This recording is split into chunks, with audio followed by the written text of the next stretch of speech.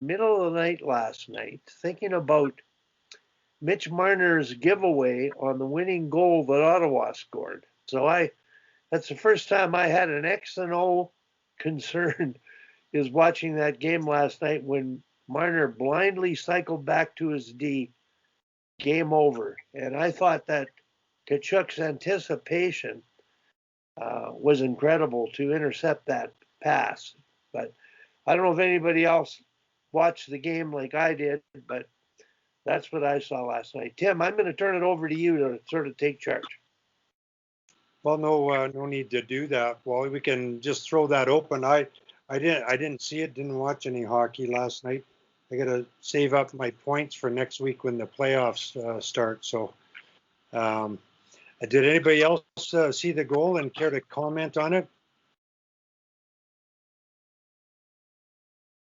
Tom here. Okay. Yep. What? I Tom? saw it, and I think he did what you sometimes do. You take a look, because if someone's right behind you, you don't see them. And he took a look, and he didn't realize that what's his face there was reading the play, and he just read Marner that he was going to throw that puck back blind. Yeah. To Chuck, and just picked it off. Yeah. Yeah, I was amazed at Brady Kachuk's and defensive anticipation, the transition, because normally he would stay with Marner, but he didn't. So the kid's a real I think smart. maybe he read his eyes or something. Then you can kind of hide behind a guy. He looks on either shoulder or straight behind you. There's a blind spot. Yeah. I think he might have done that too, but it was a really clever play. Then he made a great pass for the one-timer.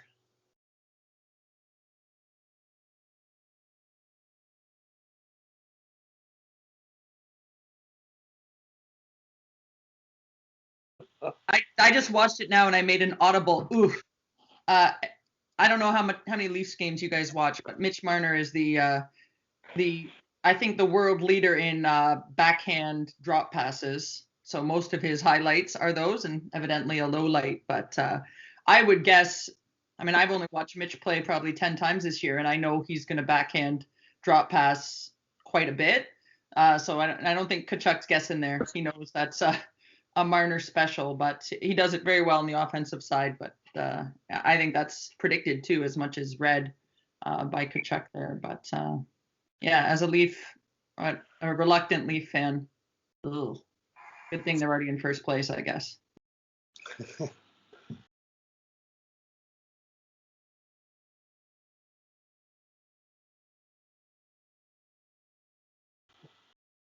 Yeah, I was just going to say that, particularly in light of that, if that's something that Marner does quite often, and if Tkachuk's on his back hip and he can't see it, then I think it's incumbent on Riley or whoever that D was to be chattering at him. I think that's a situation where communication from your D is going to have to be pretty important.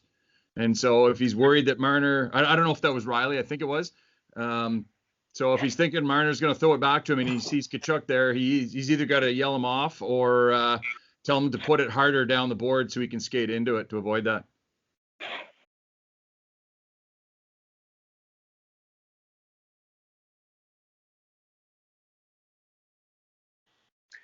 And in the process, I was thinking about how neat it is to switch wings. And when you cross and drop or cross and keep in 3-on-3 hockey, there's collisions. And if you get people open on the off wings, it creates a lot of confusion.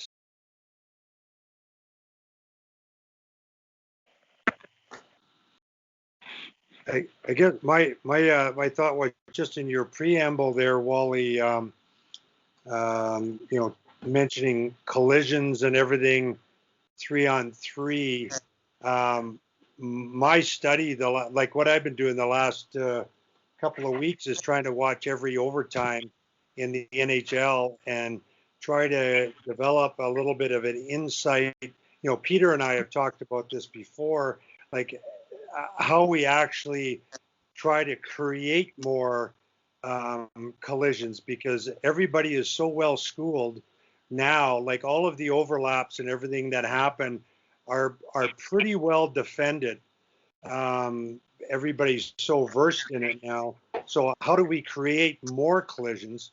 And one of the things that Peter and I are kind of wondering about is, instead of the overlap person always going on the, like, behind the puck carrier, how about encouraging more times where the overlap person actually goes in front of the puck carrier, between the puck carrier's check and the puck carrier, maybe hoping to create a bit of a defensive collision. But anyway, so that's what I've been trying to figure out over the last couple of weeks, is just how we might be able to create more collisions when we do have the puck in the offensive zone, and sort of trying to develop some more helpful strategies for 3-on-3.